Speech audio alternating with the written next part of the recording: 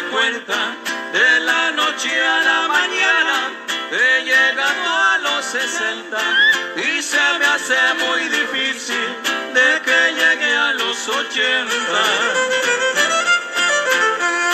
Recuerdo que antes corría y a veces hasta volaba.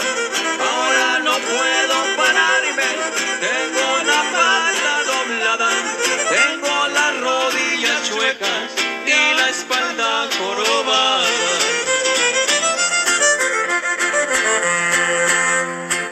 Antes montaba a caballo y paseaba en bicicleta.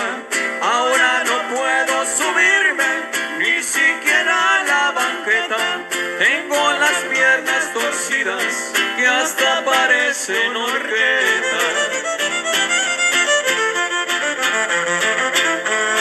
Cuando tuve juventud yo fui muy enamorado y tuve muchas mujeres, pues fui muy enamorado. Ahora para dar unos pasos parezco burro maneado.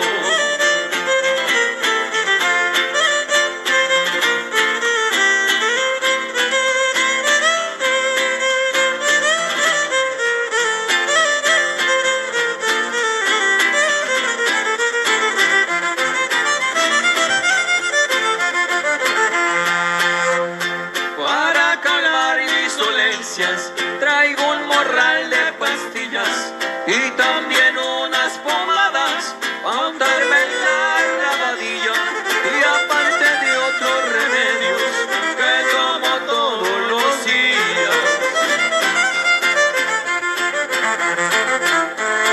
Ya con esta me despido, pues ya me voy a acostar.